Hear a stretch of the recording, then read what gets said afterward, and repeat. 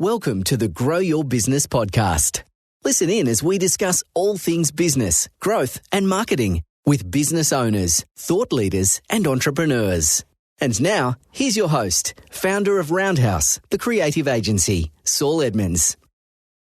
Oh, hi, everyone, and welcome to the Grow Your Business podcast.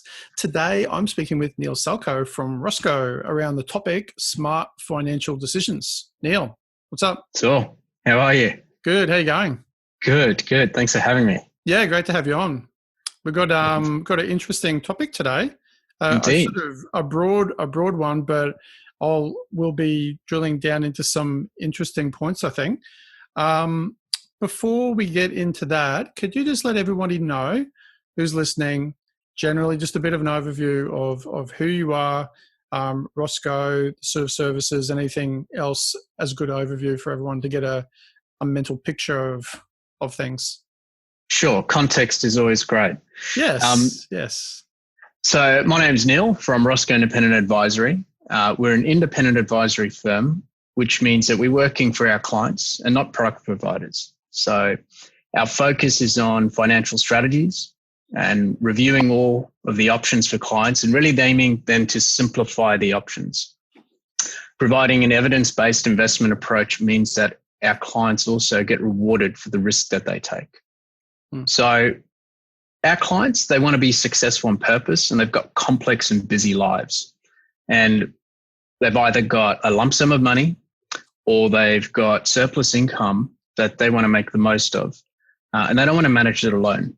So they want to find someone that they can trust. And really what we do is we get them financially organized, give them a clear direction, and then help them feel reassured that their money is working for them and invested in a smart way.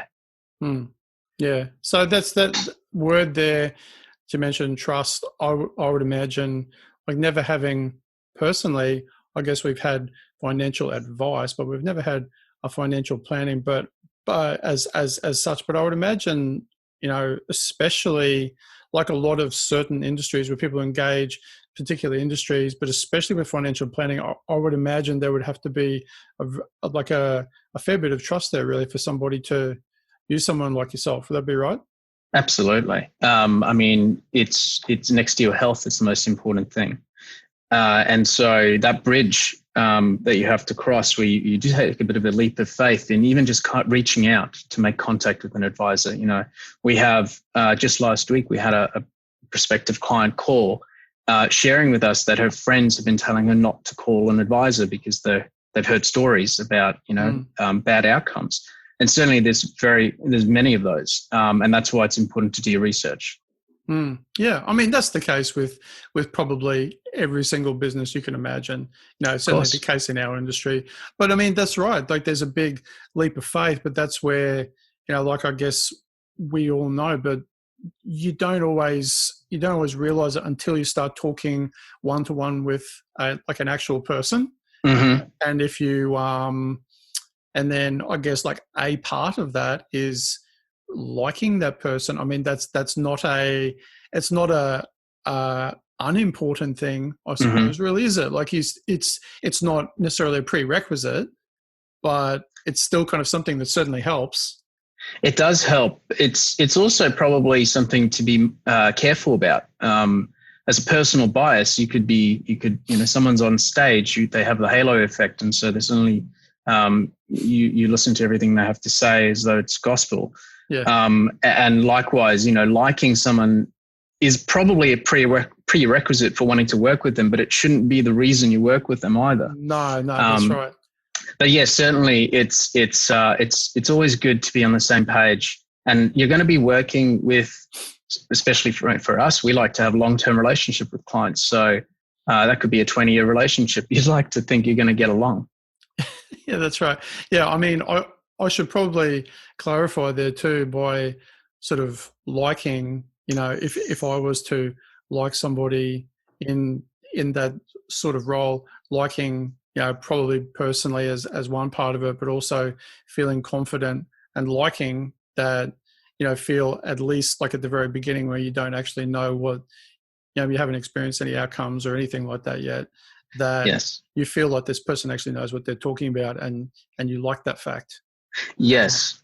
Yeah. And look, and that's part of even our process of getting to know our clients. We understand it's a process. We understand it's a relationship that we're building. You don't get married overnight. Um, uh, so the engagement process from our point of view is very open, it's transparent, and it's coming from a place of care to make sure that we can in fact help.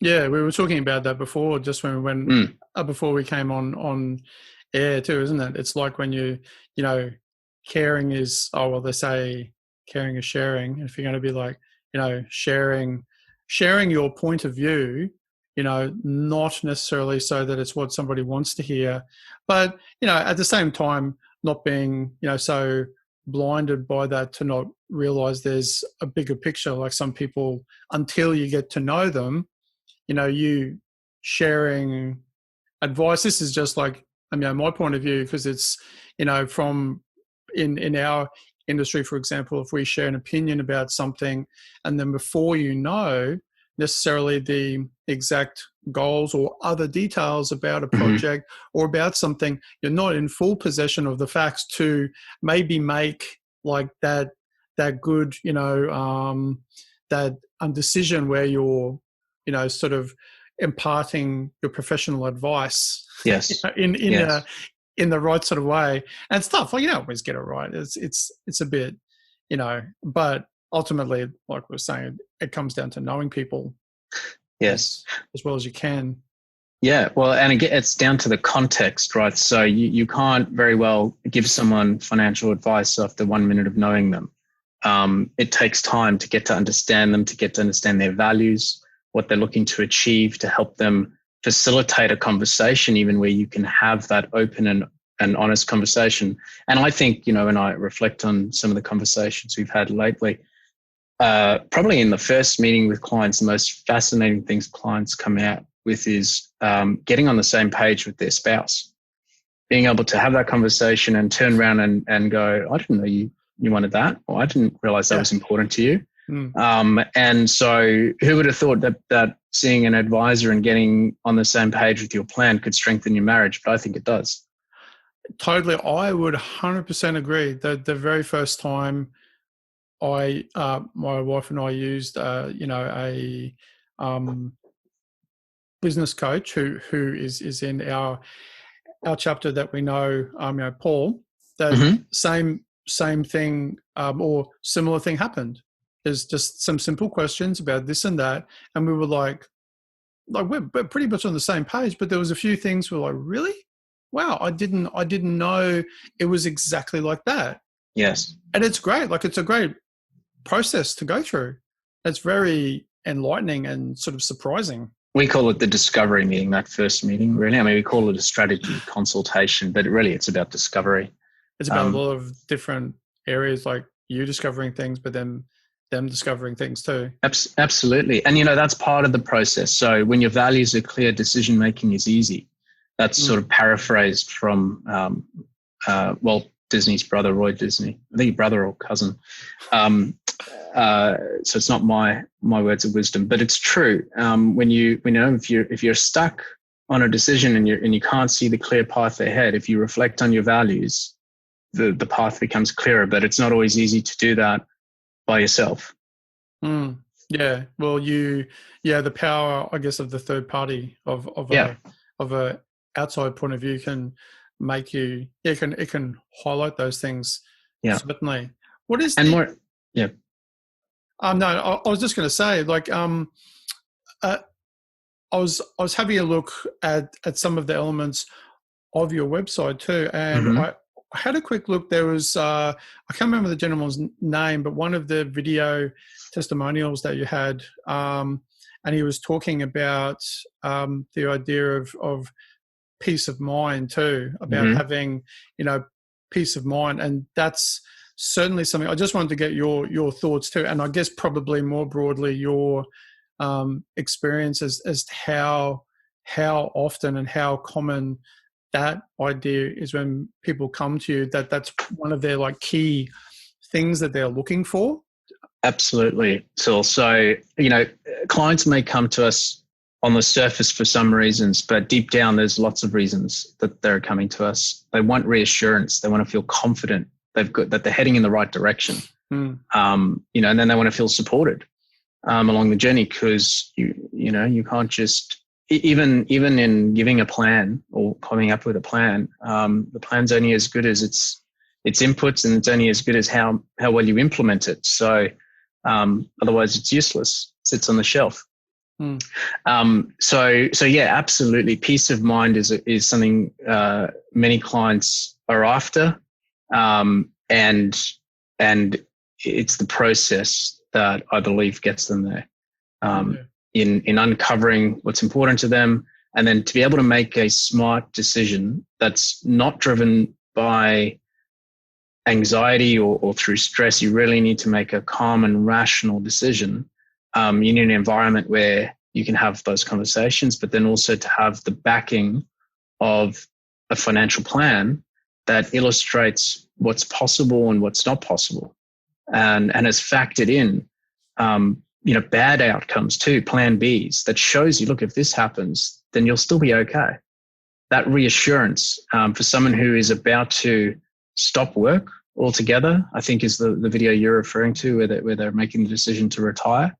That's huge. And it's only through our experience in working with so many clients now that I can say that I know and understand how they feel, because I don't. Personally, I've never done it. I've never retired.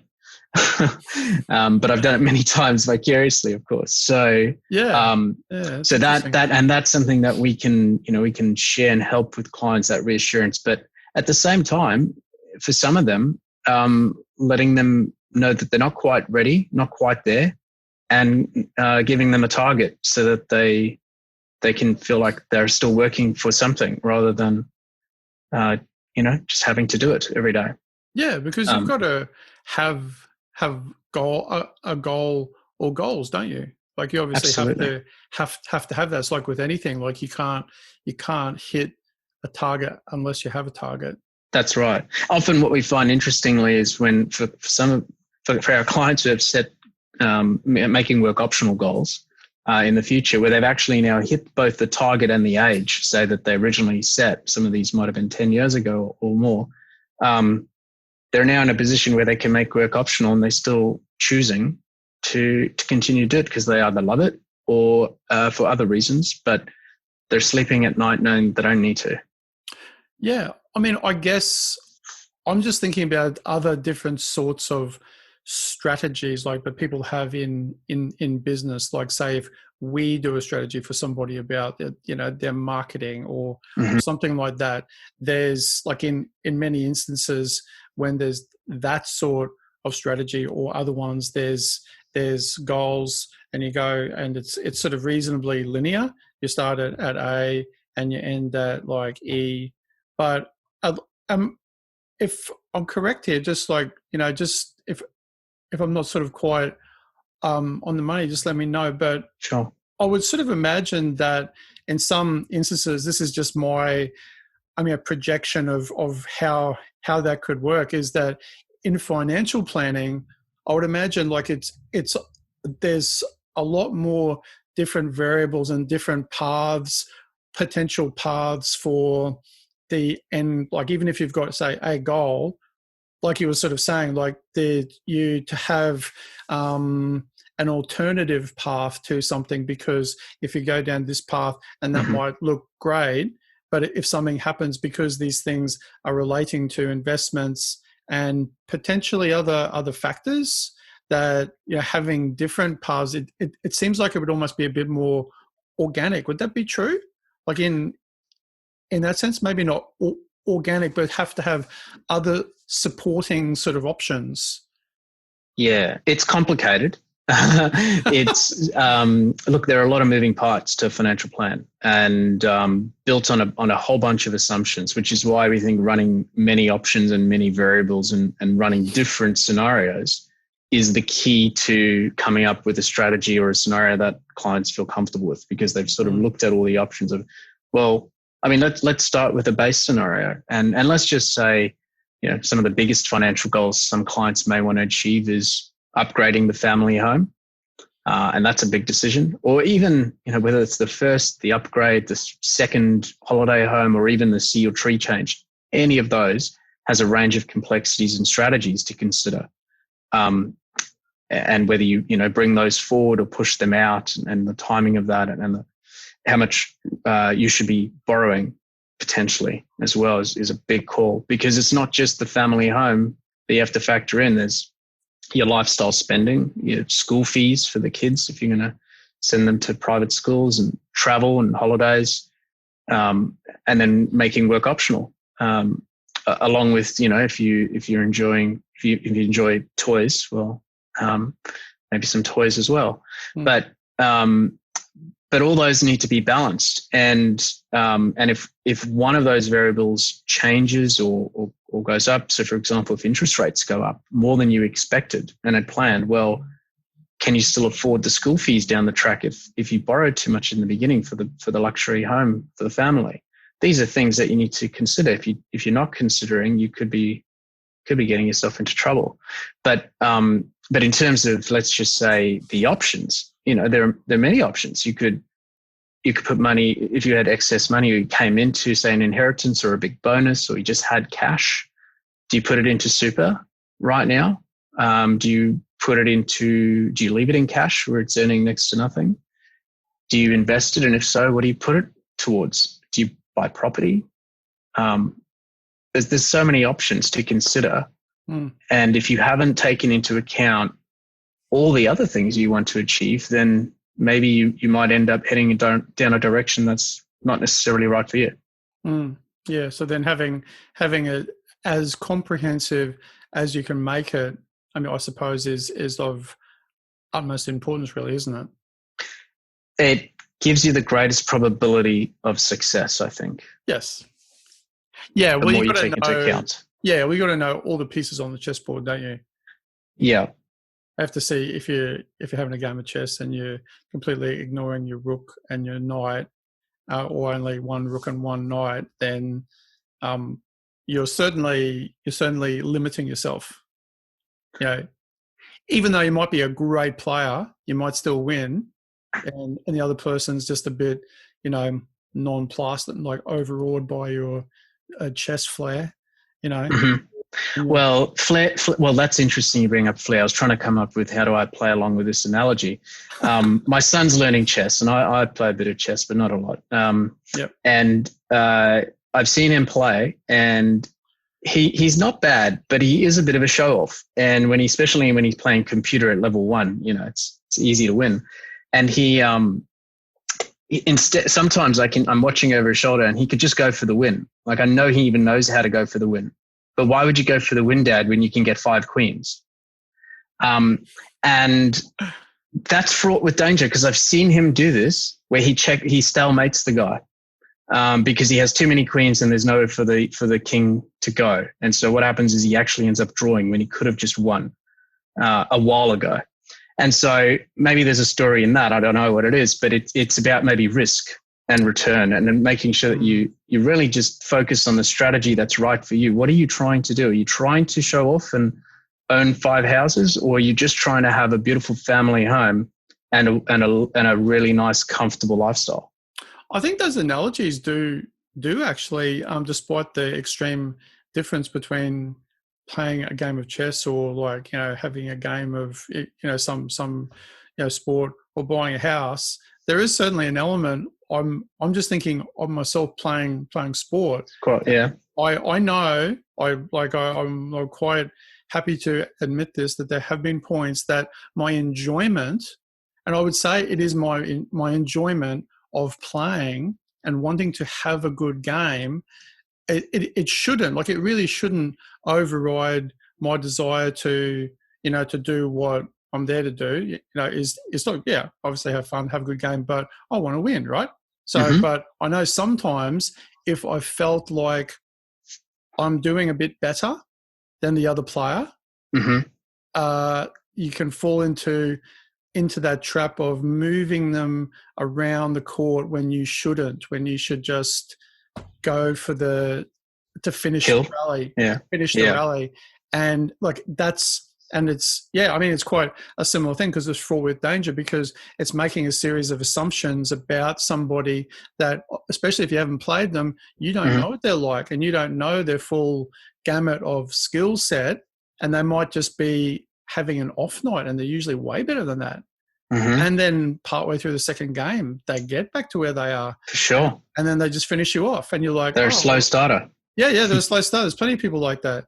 And then they yes, it's interesting. And I mean, some of it, you could, I guess, put it into the positioning of, being a show off. That's certainly true. But then there's also, like I said, there's sometimes just enjoying the process. It's just a good time, and I'm not seeing the wood for the trees. Yes. Well, that happens too. That's why we have progress meetings with clients. You set up a great plan, you implement the plan, and then if you don't review, you don't know how you're doing. So you don't know whether you're improving, you don't know whether you are behind. But that's exactly what a progress meeting is all about, is to check in, make sure that the plan still makes sense, and make sure that, that you are adjusting as need be for your game or for your goal that you're looking to achieve, and then to make sure that you can enjoy it too. So that's the one story, two stories I'll share. The one is, and it's on one of the videos too, that's on the website. It's my favorite one. It's that first one. And Louise talks about spending money on holidays. And she goes, having done the plan and having done the work, we are so much more relaxed about it. And we enjoy spending money on the kids. We enjoy spending money on holidays. And I know that one hits home for me, because I know personally I struggle with spending money. I'm better at it now, but I think I'm one of those as well. It hurt to spend, and now it doesn't, because I've got plans, and I've matured. But I can completely understand that one. Growing up as sort of, I don't know why. I can explore. I don't think we can. We'll save that one for another podcast. I think for me too, because I can relate to that. I like spending money on things that I really want, that I feel are really not things like, probably in the past you buy things, but I like to sort of have less things, and just things that I really like, because I don't, more and more just wanting less things around me. I don't really enjoy things, but the things that I do enjoy are for specific reasons. Yes. But then I'm sort of similar. Like, I'm certainly a lot better at it now, because generally it's been allocated. Like, it's in our own way of sort of planned for. We're going, because there's less things, then I guess in one way it's easier to do that too. So I don't know whether that falls into the smart decisions bracket, but it certainly feels good. Yeah, I think so. Like, the way I look at it is also, it's like a form of mental accounting. Is we have a certain amount as a family budget that we give away every year, charity and other causes, and out of that, unfortunately, comes traffic fine offences. So every time we do get a traffic fine offence, unfortunately, a charity misses out. But I don't feel as bad having to fork out additional funds, because it's already been allocated in a. And you're still giving it away to somebody. I'm still giving it away, correct. So, but that's just exactly. But it's a gift. But that's the gift fund, right? So, and the motivation to slow down is that more giving can be given to better causes. But either way, except the governments are not for profit. Yeah. Yes, I don't think that's a deductible expense on my behalf, unfortunately. Yeah. So how did you? This is a big, broad, sweeping question. How did you get into the world of financial planning, Neil? What was at what point in your youth or soon after did you go, I want to be, this is like where I want to be, or did it evolve slowly, sort of gradually? Well, interesting you bring up my youth. So I remember when I was 17, we had to do as part of our curriculum was we got to do 3 days work experience, got to choose wherever we wanted to go and do some work experience, right? And I asked my parents for some advice as to where to go, and they suggested, why don't I go with the their financial planner, for the day and learn about financial planning. And I did, and I hated it.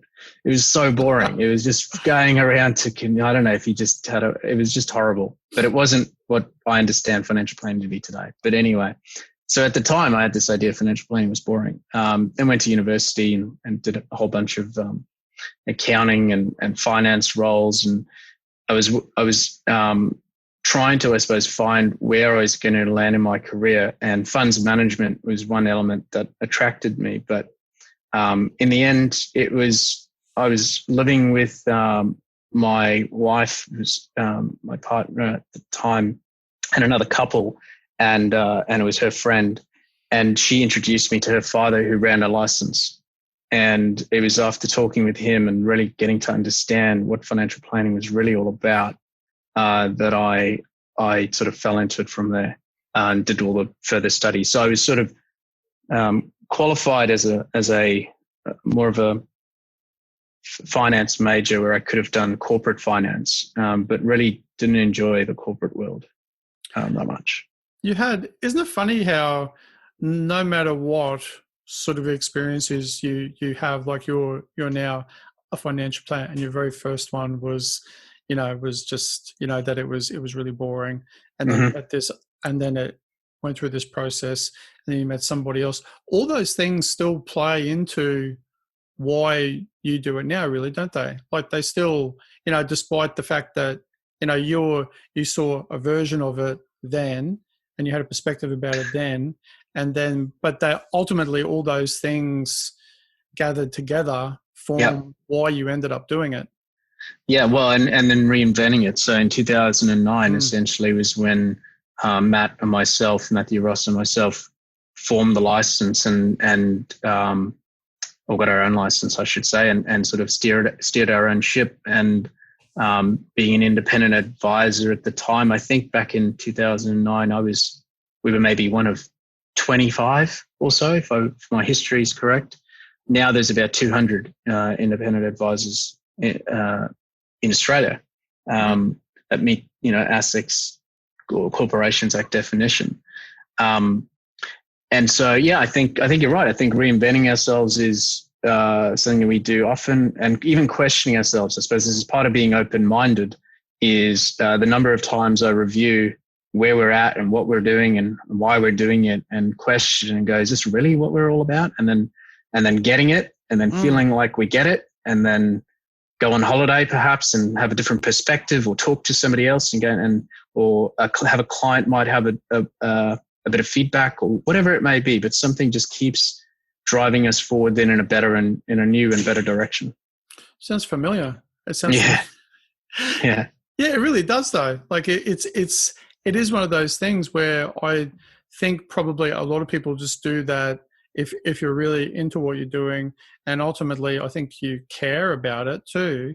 Like if you don't care, I imagine you probably that's not become that big a deal, because you're not driven to kind of think about things in a different way. Like if you care enough to to think, how could I improve that, or like is that, or sort of asking those questions like, is that still us? Like is this, that was like us.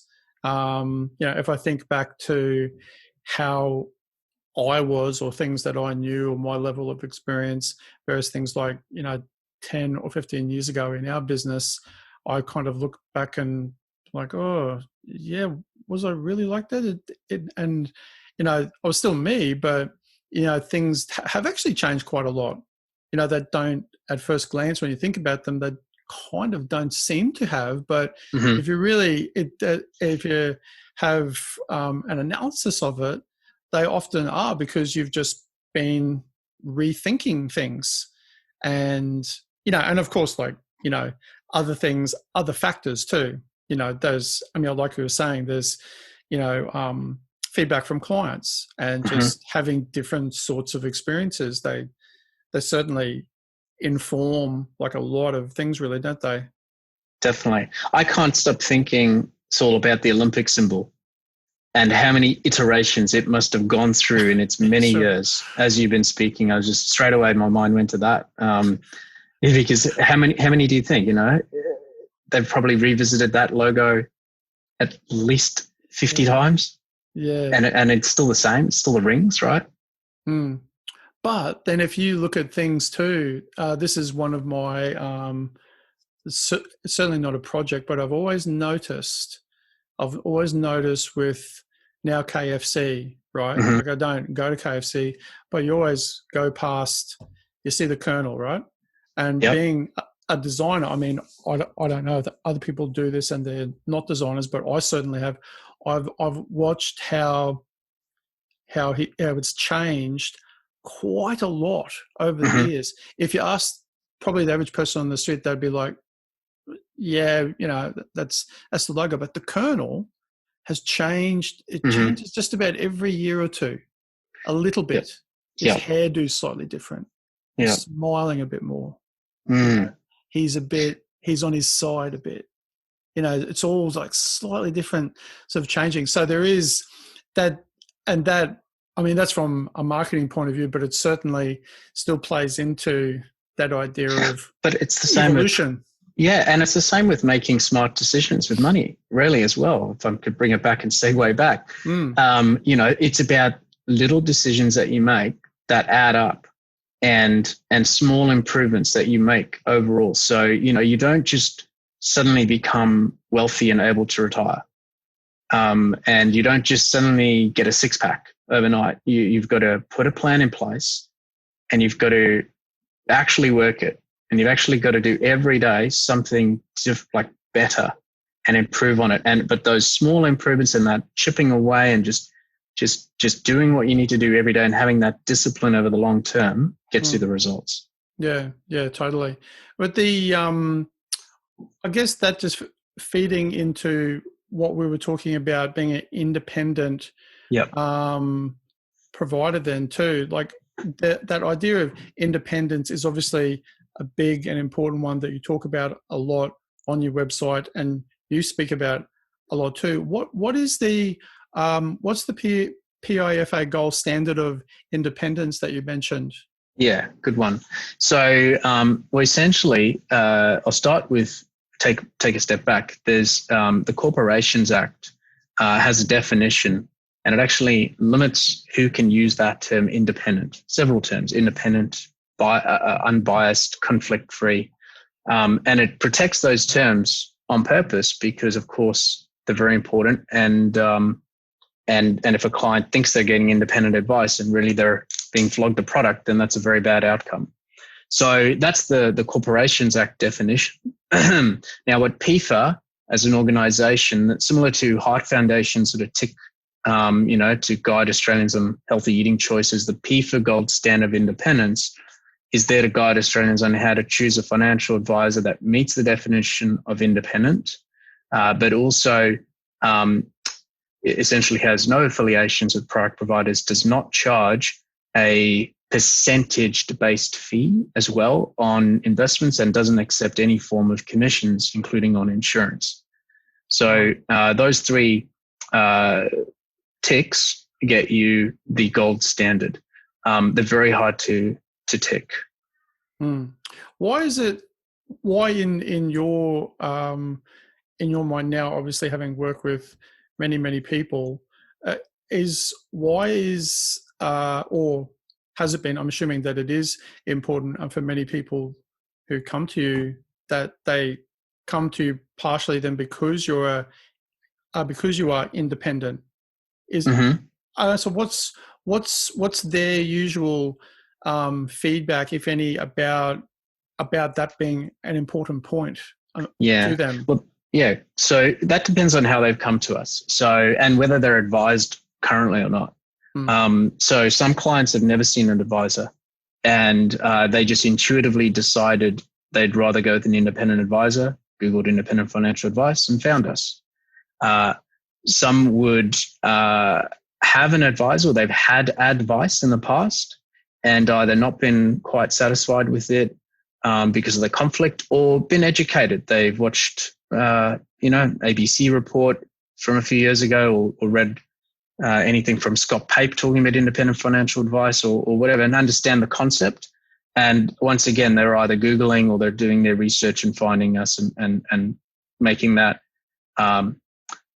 just wanting to talk, just as a starting point, just wanting to talk to an independent advisor rather than going to a bank. And then there are clients that I suppose have found us where they're currently advised by someone who's maybe not independent, and they've just had questions in the back of their mind. Either it's blatant and they're just not feeling value, and it's very clear that the same provider's name on their license is the same providers on their products, and so they're feeling very conflicted, or they're feeling like there's conflict, or it's just a feeling. There's just something about it they just don't like, the percentage-based fees, which can be, to be frank, both conflicting for an advisor, but also a ripple for clients. If clients have a significant sum of money and they're being charged a percentage-based fee for that, the question has to be asked whether there's true value being delivered, or whether it's just a nice and fancy way for an advisor to make a lot more money with clients who have a lot more money, and moving it from the one pocket to the other, rather than actually delivering value for that service. When you work on a fixed fee basis, which isn't dependent upon the volume of funds, the conversation can open up to many different.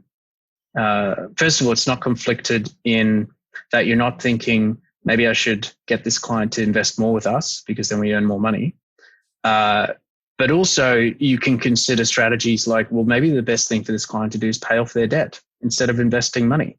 In some cases, and I'll share with you one that that Matt, prior to the call, I had a chat with him, and he was mentioning a story. One of his favorite stories was a client wanted to purchase a second investment property. And in the end, not only did we tell them to not purchase it, but we told them to sell the one that they've got because it was assessed as a non-growth area, and to spend money on upgrading their family home now and getting a pool while the kids were young, rather than having to do it when they thought they could afford it when the kids would be out of school.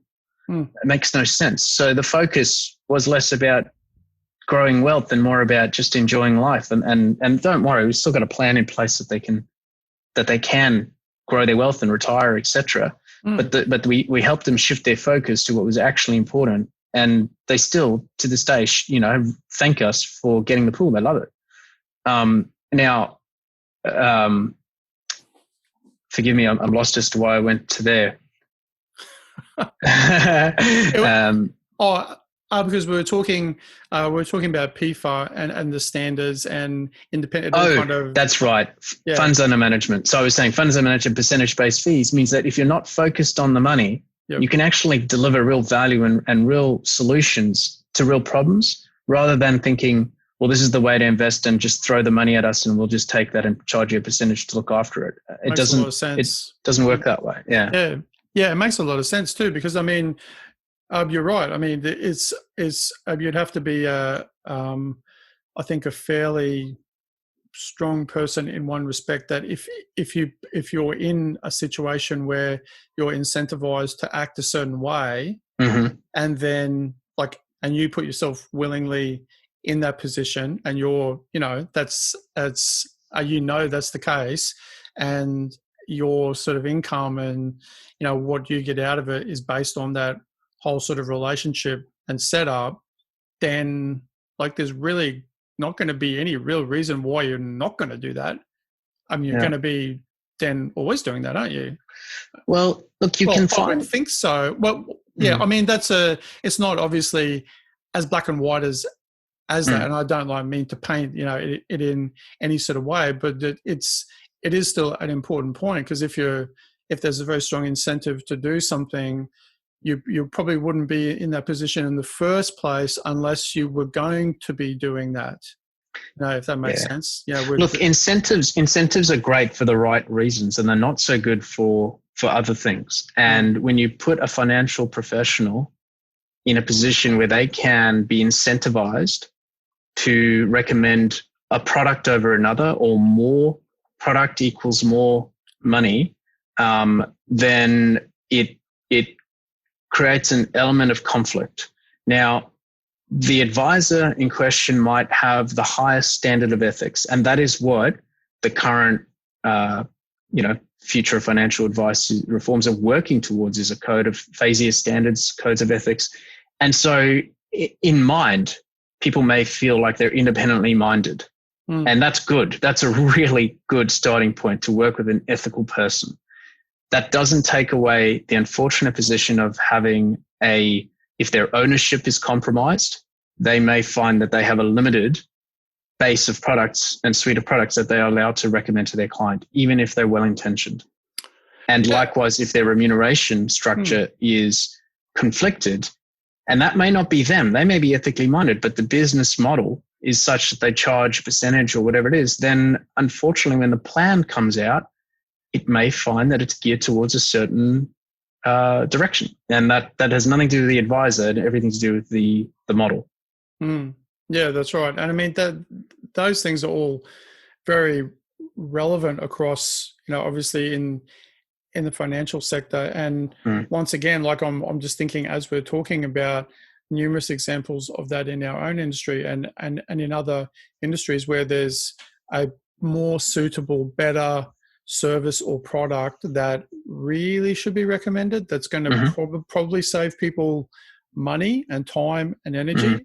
There is a great example is the countless times actually where people have wanted a website and they have gone to a particular product or solution online, and we've got the job, but I've had to tell them, or well, I haven't had to, but I've sort of been morally kind of obliged to go, well, you could, but what do you want to do in the future with this site? Even if that isn't now, if you're going to do this in the future, just it means you're going to have to rebuild your site.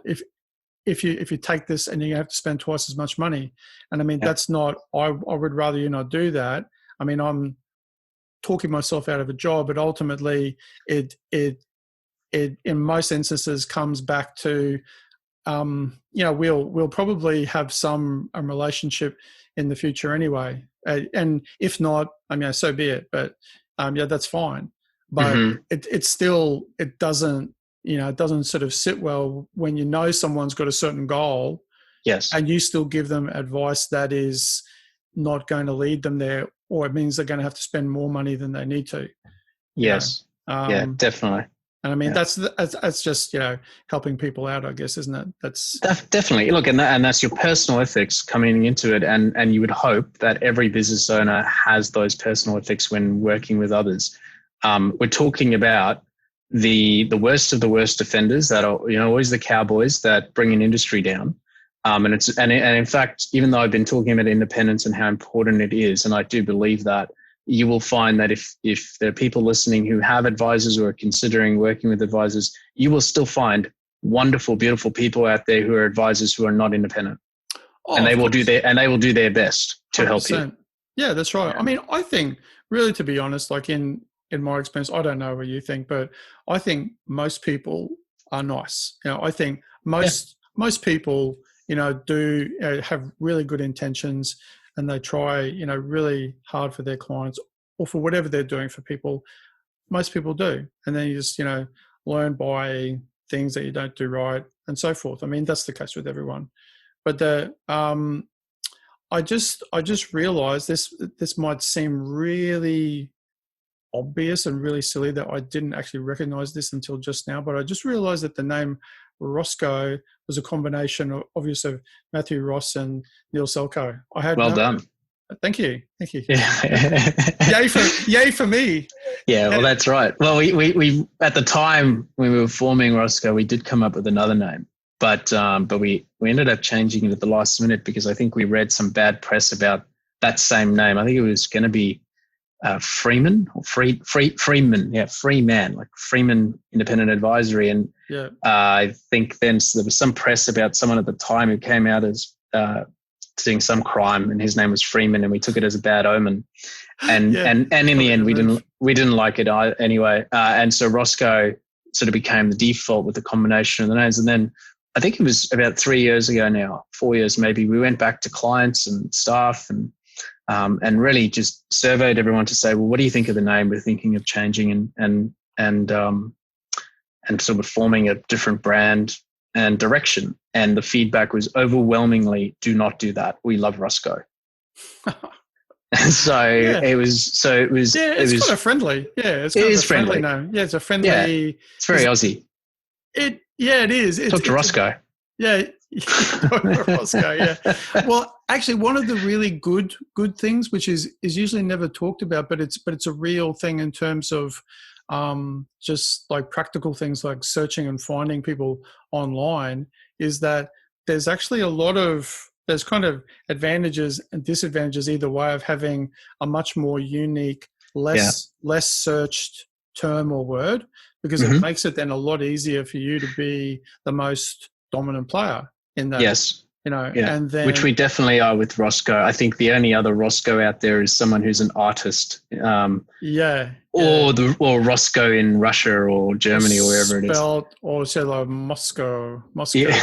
Yes, But it is certainly the case. But so when you're doing your work for people, is most, if not all of the work that you actually end up delivering to people from in-house, or do you also advise people to use other service providers for different aspects of what you do?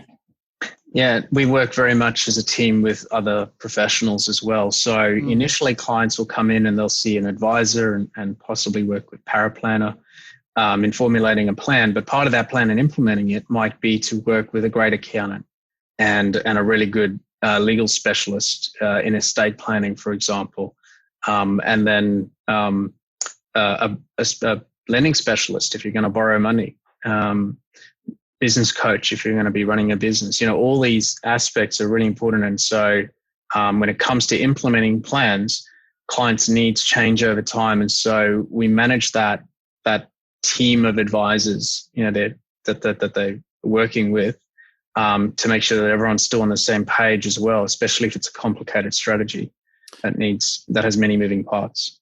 If you're somewhat of a facilitator then of other aspects. Yeah, don't want to say project manager, but there is definitely some project management and maybe leading the charge and sort of bringing people together. We sort of overlook the overall plan, but we're not experts in tax by any stretch of the imagination. We can certainly give advice around strategies to minimize, but when it comes to doing your tax return, there's no better place than going to your accountant to get that done. We don't do tax returns. We're certainly able to help clients in understanding the implications to their estate of certain strategies and how we might then want to facilitate or ensure their estate plan is in order, but the will is done by a lawyer.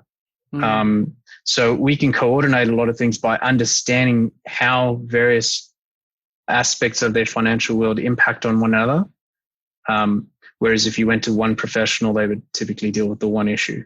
Yeah, no, that makes a lot of sense. I would always, I guess, kind of imagine that would be the case, but I would also imagine that you would, with the wide gamut of different sorts of, people's finances and experiences, that some of that, of the other people that you engage with and the things that are done would rub off on you to some extent. Would I be right? Like in not obviously becoming, super knowledgeable in that area, but just through osmosis, just like, through how things are done, not necessarily the nuts and bolts of it, but just like outcomes and, Yes. Look, we're able to, through sharing of war stories, I think, with other trust professionals, we get a pretty good understanding of how things can go wrong if they're not done well.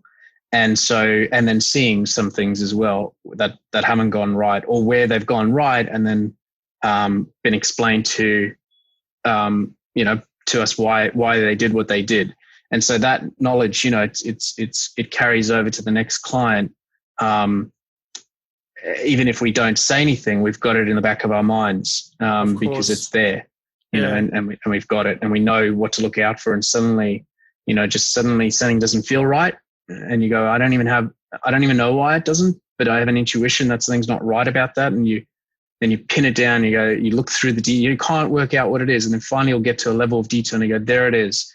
Their child's only 13 or whatever it may be. That's a problem for this. They need to be 16, whatever. You know what it is, mate. Yeah. There's something there that you intuitively as an expert understand something doesn't feel right, and you can work out what it is, but it's hard to put exactly how you know that. It's just spider senses, Neil. Yeah. Spider senses. Your That's quiet intuition that you just absorb over time. And your friendly neighborhood independent financial advisor. Yeah, I would. Yeah, well, there's maybe don't go there, but it sounds good. It sounds. It sounds exciting. It sounds like an exciting new way to present the financial industry, but maybe also a big mistake. So probably. Yeah. Might ruin your reputation. So don't do it. We won't. That's good. Good solid advice for Neil.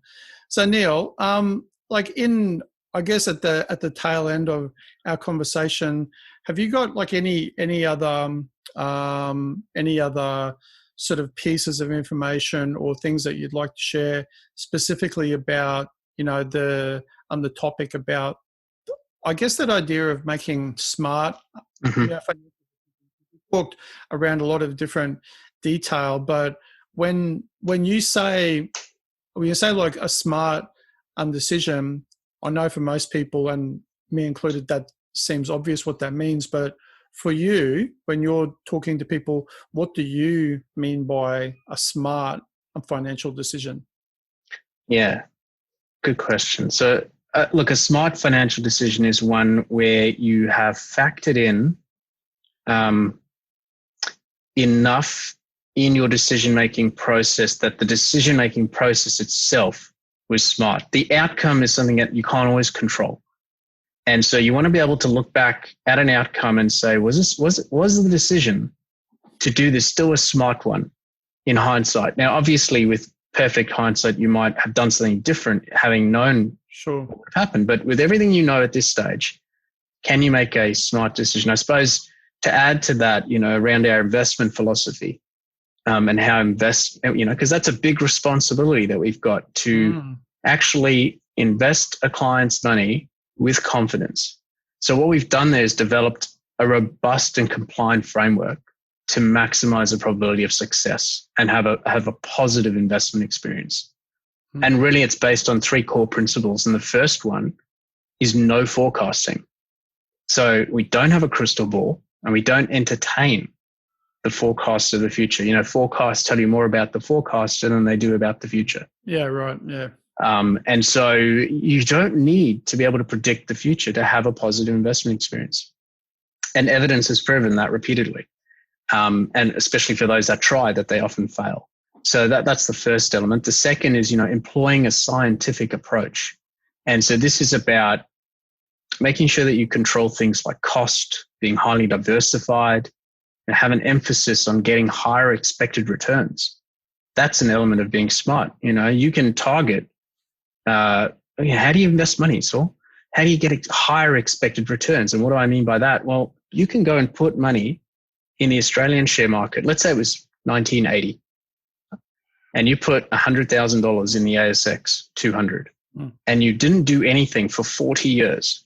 You just reinvested any proceeds you got and just stuck it out for 40 years. You'd have around $5.5 million, something like that. Now, you didn't need a crystal ball to do that. You just needed time and to employ a scientific approach. Now, the sad news is that most investors don't get those sort of returns. And they're not getting them because they're trying to predict the future by jumping in and out of markets and not sticking in their seat when they should. They're paying too much in fees, so they're missing out hugely on returns there. And they're probably not diversified. I know I just gave the example of the ASX 200, but you would want to consider putting your money in other areas and not just the Australian share market. To ignore any other areas is to cost yourself higher expected returns over the long term. And then there are other elements of how you might go about making more money. by taking slightly higher risk than the standard market portfolio. And that should generate higher expected returns as well. But you've got to be comfortable with that. And that leads me to the final point of point 3, I suppose, which is it's got to be customized to you. It's all very well to have all this, but if the recommendations aren't based on your goals, your expectations, your tolerance for risk, tax position, and any preference you've got then towards property or sustainable investment options, those all need to come into play. And that, I think that's how you can make some smart decisions when it comes to investing your money. I think that's a damn good answer. Thank you. I'm glad I asked that question. I am glad too. That was a good one. Yeah, no, because I try, not always successfully, but when there's really broad things, like our topic is broad, right? But it's also deceptively broad because there is, as you just showed, there is a very specific sort of answer to it. And I think you answered that really well. And I hope that was really clear for people listening too, because I think that's really, really sort of good advice that even though I haven't used any services like yours, I can still really relate to that. That's very relevant. And, so thanks. And with that, Neil, I'm going to ask you to provide a wonderful, relevant quote that you're going to share with everyone, if you will. Sure. At some point in the future, you'll either have the things you want in life or the reasons why you don't. Yes. Nice. Did you come up with that, Neil? I didn't, no. I think it may have been a client of ours that it sort of circled through the advisors and become part of our everyday speak.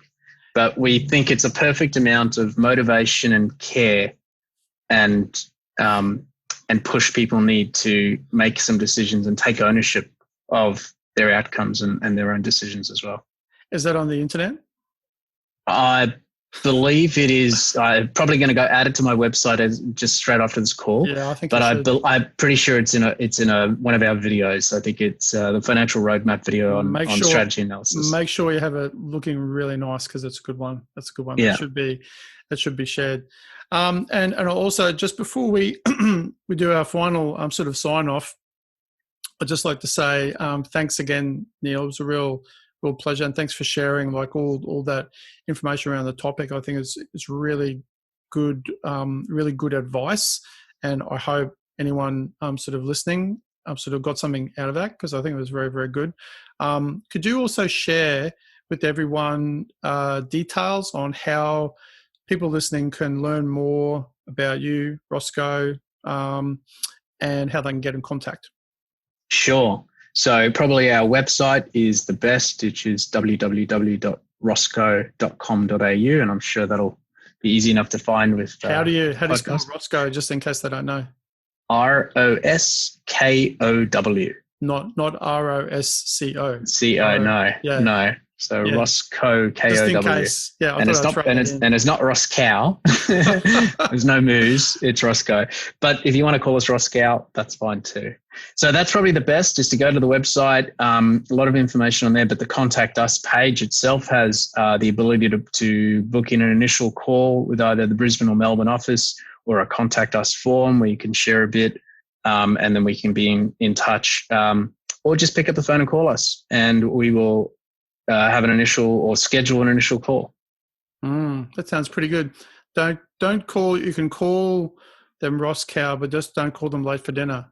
Hey, Neil. Yes. Sorry. I do apologise to everyone listening. I had to say that.